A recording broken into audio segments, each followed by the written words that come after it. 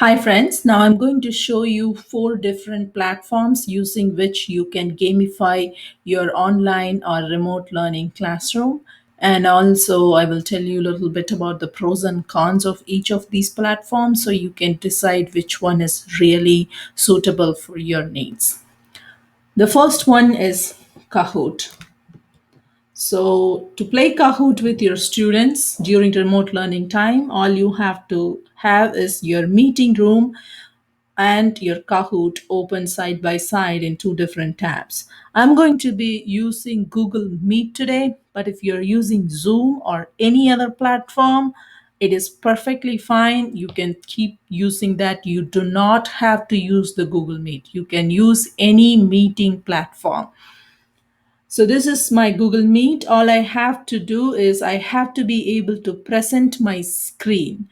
So in Google Meet, you will have an option called Present Now at the right-hand side bottom corner. If you're using Zoom, in the middle bottom of your screen, you will see an option called Share Now. You're going to use that. But if you're using Google Meet, you have to go to Present Now.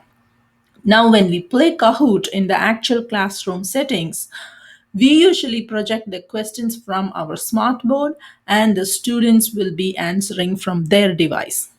We need to clearly explain to students now that instead of smartboard, the questions are going to be projected from this Google Meet or Zoom window. And they have to open another tab and type create kahoot.it and plug in the game pin and answer their, give their answers. So they have to be able to switch between this actual Google Meeting window where they can see the questions and the Kahoot.it tab. And they have to be able to switch back and forth, or you can encourage them to keep it side by side so it will be easy for them. But please make sure that you explain this concept at the beginning of the game. So all you have to do now is go to present now or share and share your screen with your students. Make sure you choose your entire screen, not the particular tab, because when you start playing Kahoot, it will open the game in another tab and the students will lose you. So please choose your entire screen. Now I'm sharing my screen with my students. So my students will be able to see my entire computer screen. Now I'm going to go to Kahoot and say play.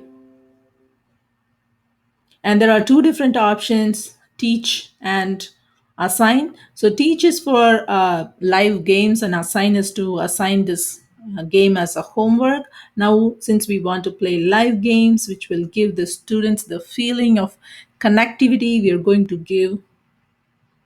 to choose teach. So once we get in, we will have 2 different options, classic mode and team mode. Because they're not together in the same room, we cannot do the team mode. So please choose classic mode. And also you have so many other options to change the settings. You can randomize the order of the questions, or you can just create a friendly nickname generator on or off. It all depends on the crowd of your students. So I completely trust my students. They don't really come up with funny nicknames. So I'm just going to keep it off. So this will give you the game pin. Now your students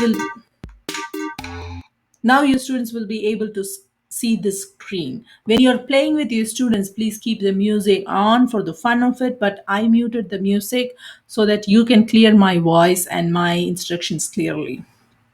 Now the students will be able to join the game.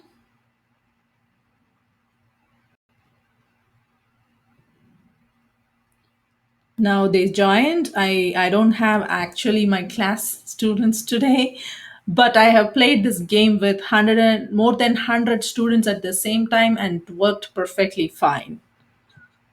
Since I have the habit of making mistakes during recording and re-record again and again, so I cannot really do this recording with my actual class.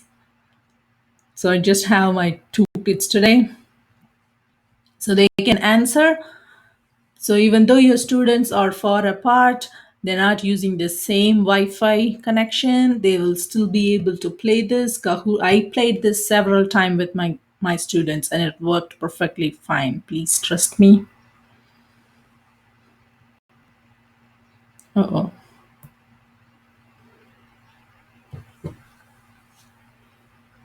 So you can keep the music on so your students can have the fun of it. And at the end, it will give you the winner's name. You can post the winners in your Google Classroom or in your class website. So they'll get some shadow. And once the game is done, I'm not going to play the full game today, but once the game is done, you can go back to your meeting room and just say, stop presenting. So they all will come back to your meeting, but the game will end. They will not be able to see your screen after that, and then you can continue with your meeting. The second platform that we are going to see today is Plickers. Plickers has come up with a new platform, new feature called e-learning beta. Using this, you can play online games. But the good thing about this is you do not have to be running your Google Meet meeting or Zoom meeting where to play this game like Kahoot. This is totally different. You can even play this when you're not meeting with your students. Like every 1 hour, you can keep projecting a question and then revealing the answer. So it depends. Or even if you want to play at the time of your meeting, that is also fine. So this has two different options. So all you have to do is go to your Plickers and log in to your pickers as usual, and then go here to this help section. It will show you an option called activate e-learning beta. Just click that and this will be activated. Now choose the class that you want to play the game with, and here at the top of the class you will see activate class for e-learning. Click that. So now you're activating for this particular class. So now it's asking me, does this class have any students under 13? Yes, because I teach 7th grade. Are your students in United States? Yes. And it is asking for parental consent, but I'm going to say I consent on behalf of parents.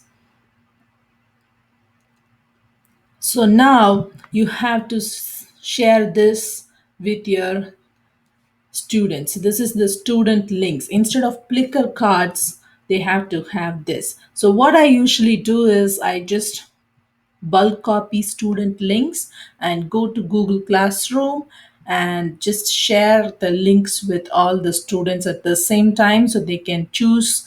They can just click the link underneath their name and join. So it's really easy. Or you can also email your students one by one, which is not I actually prefer. I just bulk copy the email and go to Google Classroom and just send a bulk email so they can just click whatever their corresponding link and start playing the game. So once they get activated, you can just go and play the game. So we go to this class. You can just say play now. So now you can add timer or you can just leave it this way. So now your students can answer. Now I don't have any students online currently, but they can answer whenever they get online. So you can, once you're done, you can just turn this into stop taking answers. So you can conclude the game.